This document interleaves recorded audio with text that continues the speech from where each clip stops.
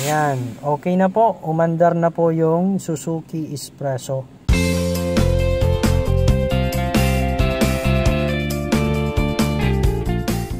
Magandang araw sa ating lahat. Ito, magpapalit po tayo ng bagong battery ng Suzuki Espresso dahil ang problema ng sasakyan ay hindi po siya nag-i-start. Kaya po magpapalit ng bagong battery. Ito po ang pagsukat ng voltahe ng battery gamit ang digital multimeter. Iset natin ang ating digital multimeter sa 200 volts DC. Sukatin muna natin yung voltahe ng lumang battery.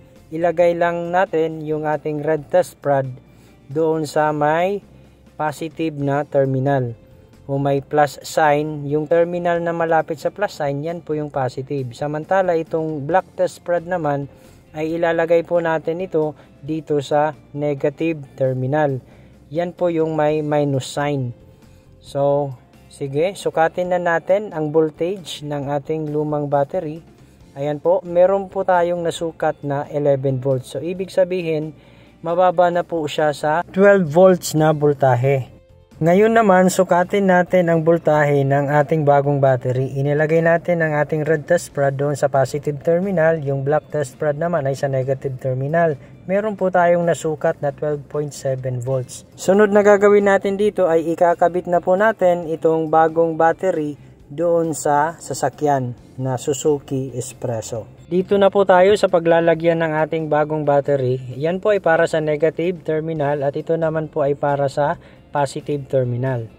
Kaya yung paglagay natin ng ating bagong battery ay itinapat na natin yung mga terminals sa kanya-kanyang mga wirings. Ibig kong sabihin, yung wires na para sa negative terminal ay nakatapat na sa negative side ng ating battery. Gayun din ang wires na para sa positive terminal ng battery ay nakatapat na po siya sa positive side ng ating battery.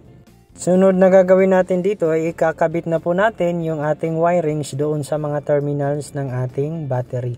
Inuna natin ikabit yung para sa positive terminal.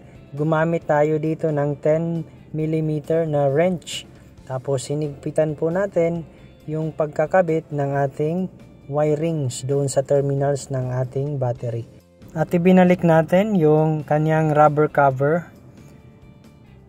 Ngayon naman ay ikabit natin itong wirings na para sa negative terminal ng battery. Tapos higpitan po natin ng mabuti para hindi po siya mag-loose connection kung sakaling umaandar na po yung ating sasakyan.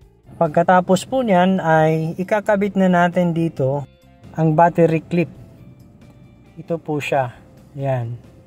Yan po ay napakahalaga dito sa pag-reinstall ng ating bagong battery. Gumamit pa po tayo dito ng wrench.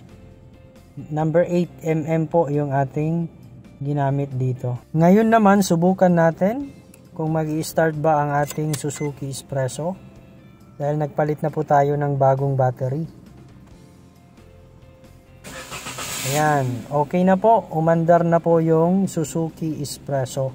Hanggang dito na lang ang aking video tutorial at kung may natutunan naman kayo, maaari po lamang ay mag-subscribe sa aking channel para mas ganahan pa akong gumawa ng mga videos na katulad nito.